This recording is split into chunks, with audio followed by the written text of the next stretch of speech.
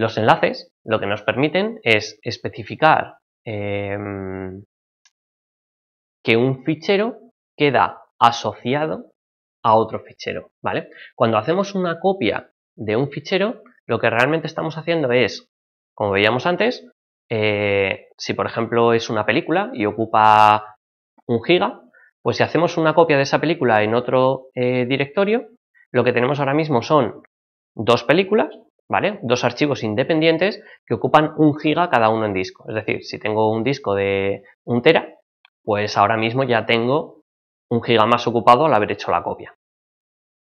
En cambio, los enlaces funcionan diferente. Los enlaces lo que van a hacer es apuntar a un mismo espacio de disco, con lo cual, cuando yo hago un enlace, me van a aparecer también como si tuviese 2 películas, es decir, me va a aparecer como si hubiese hecho una copia, pero se refieren a un único espacio de disco, es decir, al hacer un enlace no va a ocupar 1 giga más por haber metido un enlace a una película, porque se refieren al mismo espacio de disco, entonces no ocupan más.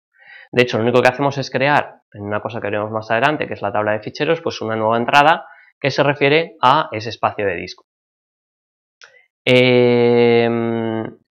¿Para qué son útiles? Bueno, pues imaginémonos que queremos tener una seguridad de que tenemos ciertos archivos que no vamos a borrar del disco, ¿vale? Bueno, pues por ejemplo, podría hacer una copia de esos archivos. El problema que tendría es que si yo modifico los originales, la copia no se modifica, con lo cual tendré que estar haciendo copias pues, cada cierto tiempo para tenerlo actualizado.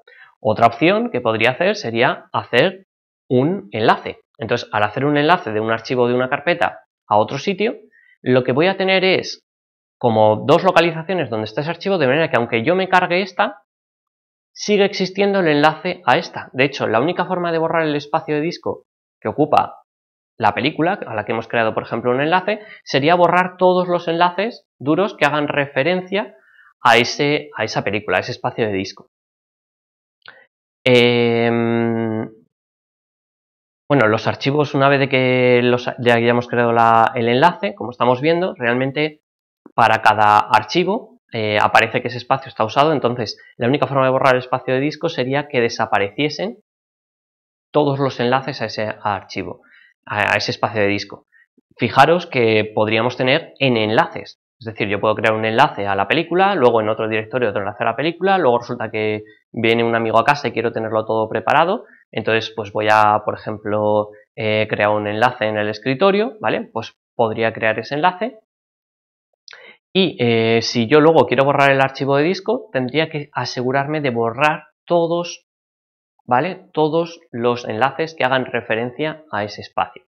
Todo lo que estamos hablando hasta ahora, de hecho en un momento se me ha escapado lo de enlace duro, ¿vale? Es lo que llamamos un enlace duro. En Linux existen los enlaces duros, pero en otros sistemas operativos no. De hecho, lo que nos sonará de otros sistemas operativos es otra cosa que también existe en Linux, que son los enlaces blandos. De hecho, la única diferencia para crear un enlace duro o un enlace blando es ponerle el modificador "-s". Es decir, el crear enlaces sería en Linux ln espacio origen destino, de manera que, por ejemplo, si quiero crear un enlace a la película 300, ¿vale? Pues pondría ln espacio 300.mp4, por ejemplo, y como destino, pues imaginemos que lo quiero meter en una carpeta que se llama guardar, ¿vale? Pues pondría destino guardar. Y con eso, pues crearía, si la carpeta existe, pues dentro de la carpeta se crearía ese enlace a 300.mp4. ¿Que quiero que esté en la misma carpeta? Pues directamente ln 300.mp4 y si el destino no es una carpeta que exista, se creará un fichero que hará referencia, que tendrá el enlace a ese fichero de origen. A partir del momento en el que hacemos un enlace duro, son indistinguibles cuál era el origen y cuál era el destino. Es decir, no hay forma ya de diferenciarlos. Nadie podría decir cuál es uno y cuál es otro, ¿vale? Luego, lo que se estaba comentando justamente era que existe también la opción de crear enlaces blandos. Un enlace blando sería lo que, por ejemplo, en Windows se llama acceso directo o en algunas versiones de iOS enlace. Básicamente es lo que muchas veces hacemos de crear un enlace o un acceso directo a un determinado programa en el escritorio o a un determinado archivo en el escritorio. De manera que Al hacer doble clic en él es como si estuviésemos ejecutando el destino, pero realmente sabemos que cuando creamos ese acceso directo no estamos duplicando el espacio de disco, ni siquiera no pasa nada, por ejemplo, si borramos el acceso directo porque no se borra el archivo de destino, ¿vale? Son diferentes a los enlaces duros clarísimamente. De hecho, un enlace blando ocupa un poquito de espacio de disco, ¿vale? Poquito, porque lo único que contiene es una ruta, un path, ¿vale? Hacia el destino. ¿Qué ventaja puede tener? Bueno, pues que podemos acceder a un determinado contenido de una manera mucho más rápida al tener un enlace a ese archivo, ¿vale? Desde la carpeta en la que estamos actualmente, por ejemplo. Y lo que tenemos que tener claro es que si borramos, que alguna vez igual nos ha pasado, el destino de ese enlace blando, el acceso directo o el enlace blando a ese archivo deja de ser útil, porque se refiere a un path que ya no existe, ¿vale? Entonces, por eso muchas veces nos aparecen lo que llamamos enlaces rotos.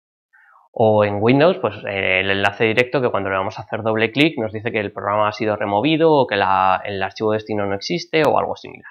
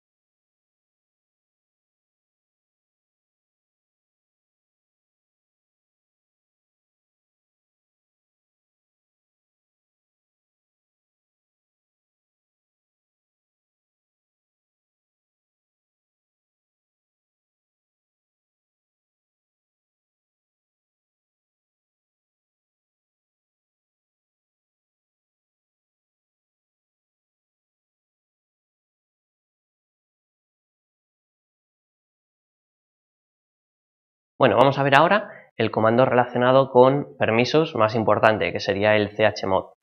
Básicamente la mod viene de modificación y ch de change, ¿vale?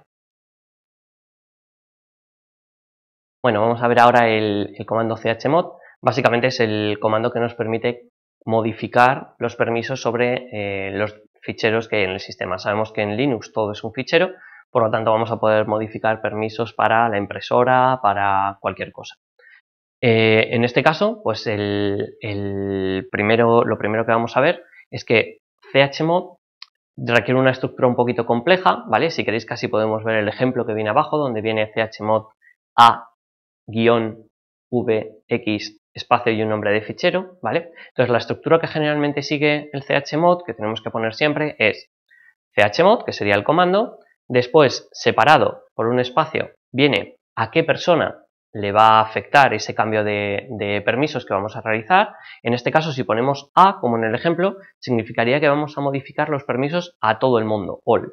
Pero podemos utilizar otros modificadores, como por ejemplo la u, que sería para usuario, la g, que sería para el grupo, o la o, que sería para el resto de usuarios del sistema.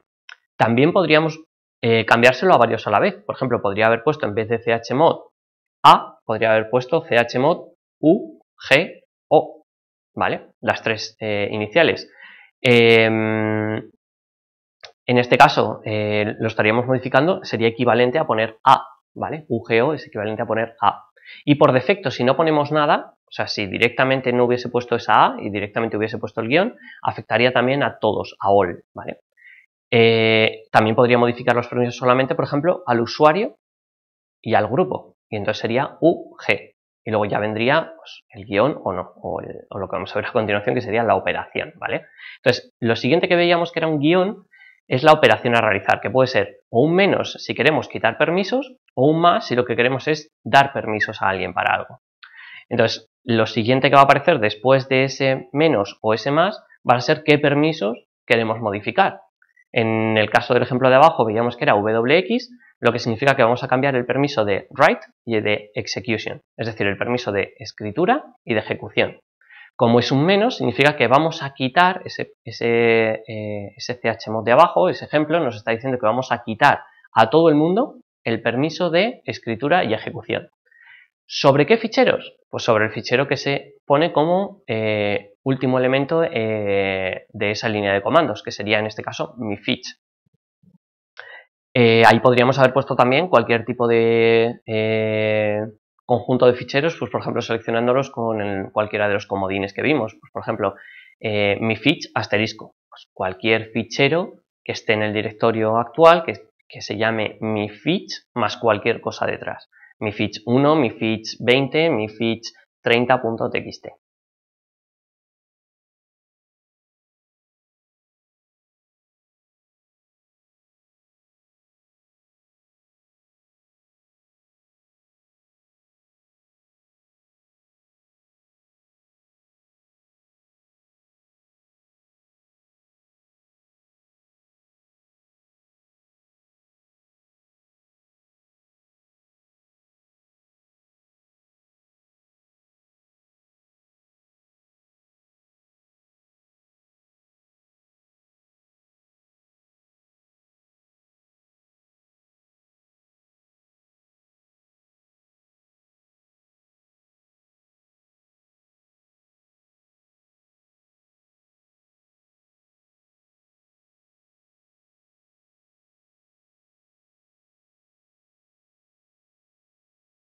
Bueno, los siguientes dos comandos que vamos a ver relacionados con permisos van a ser el comando chown y el comando chgrp. El comando chown lo que permite es cambiar quién es el propietario de un determinado fichero.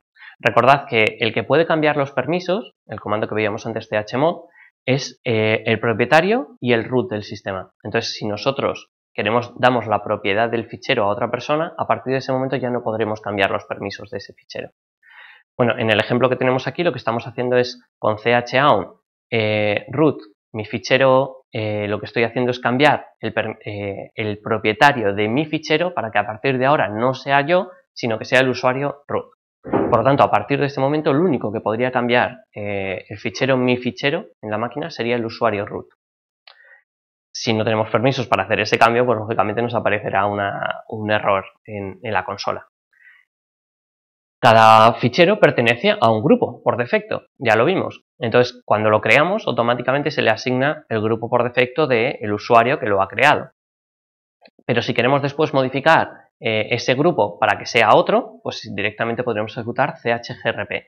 Con eso cambiaríamos el grupo al que está asociado un fichero y que eso afecta a los permisos RW y X que veíamos para la opción de G, que sería la de grupo, ¿vale? Por lo tanto, si cambiamos, como es el caso del ejemplo, el grupo al que pertenece el fichero, mi fichero, para que pertenezca al grupo público, a partir de entonces los permisos que tiene ese fichero referidos a lo que veíamos antes de UGO, pues los permisos relacionados a la G, significa que estarían afectados por lo que ponga en ese grupo de 3 de R, W y X. De manera que si, por ejemplo, pues hemos indicado que para el grupo existe permiso de lectura y ejecución, pues ahora mismo, si cambiamos el grupo de ese archivo a público, pues todo el usuario que pertenece al grupo público va a poder hacer ciertas operaciones con ese fichero. Por ejemplo, leerlo y escribirlo, o leerlo y ejecutarlo.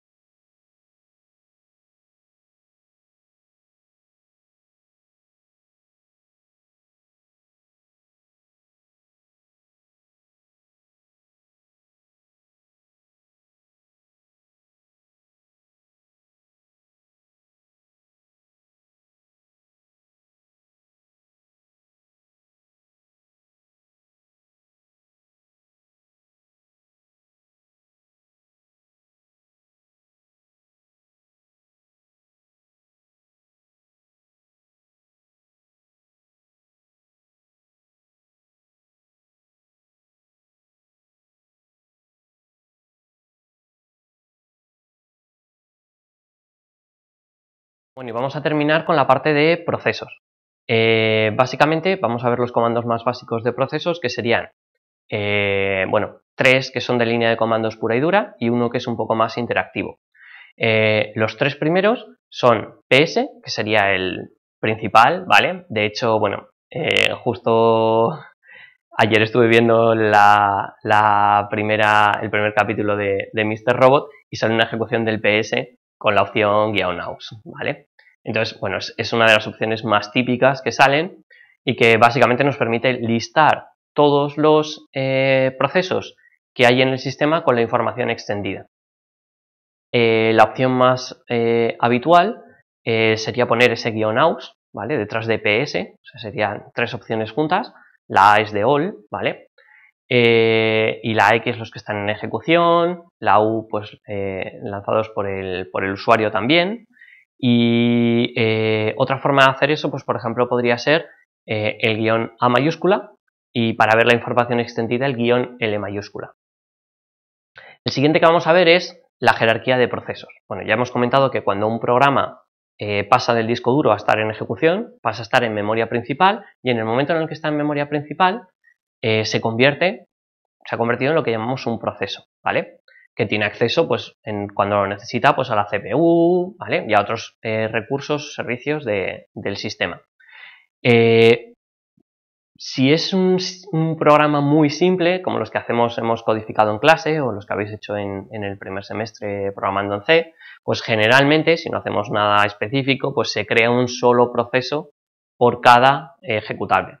Pero en los programas que son más complejos, muchas veces vemos que crean muchos procesos por cada ejecución, ¿vale? Por cada lanzamiento que hacemos de esa aplicación.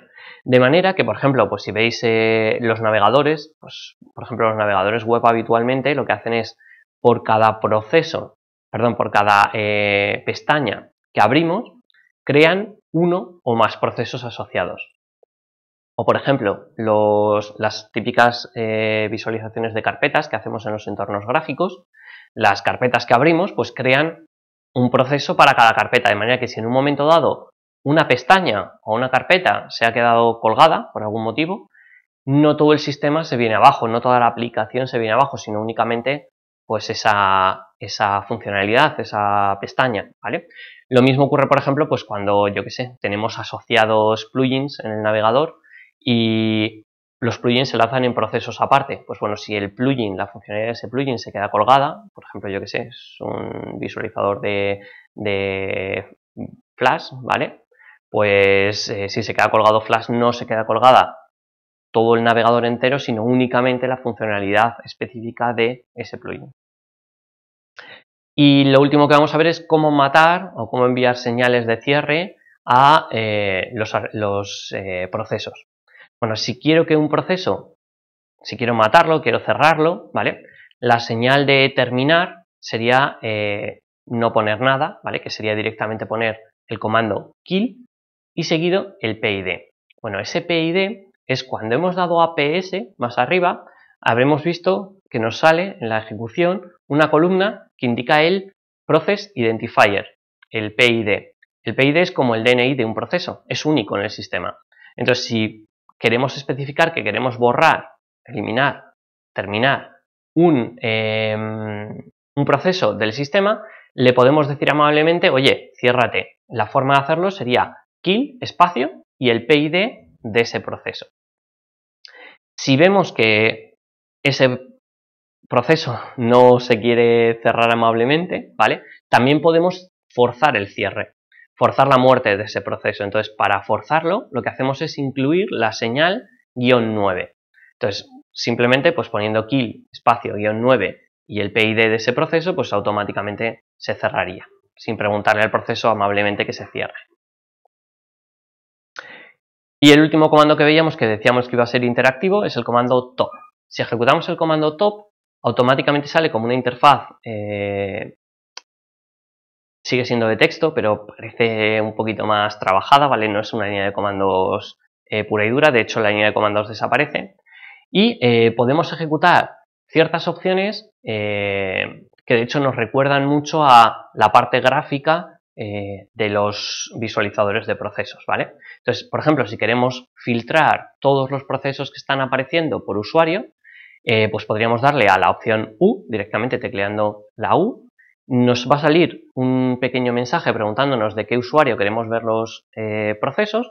En este caso, pues por ejemplo, podríamos elegir que queremos ver los procesos del usuario root. Pues entonces le hemos dado la U, nos ha salido la preguntita, ponemos ROOT y nos saldrían solamente los procesos asociados lanzados por ese usuario. Si queremos ver, por ejemplo, los procesos que ha lanzado el usuario alumno, pues U, espacio, alumno. Una vez que hemos visto esta opción, hay otra que es muy interesante, que es lo mismo que veíamos antes, que es la opción para matar o terminar un proceso. Entonces, para matar o terminar un proceso con la K, directamente nos va a preguntar primero qué señal queremos enviar. Va a ocurrir como veíamos antes con el kill. Si no ponemos señal, es la señal de termínate, amablemente, ¿vale? Y si ponemos la señal 9, va a ser la señal de ciérrate sí o sí. O sea, ni me preguntes, ni intentes guardar nada, si tienes que guardar algo, o sea, directa para matar ese proceso. Y una opción que os puede venir bien si queréis ver más opciones, pues sería, por ejemplo, la opción H, que abre la ayuda del programa.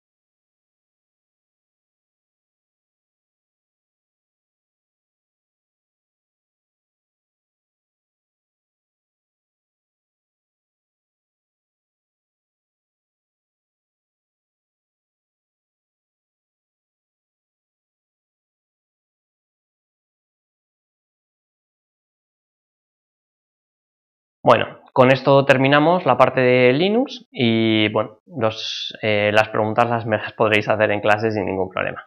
Muchas gracias y hasta luego.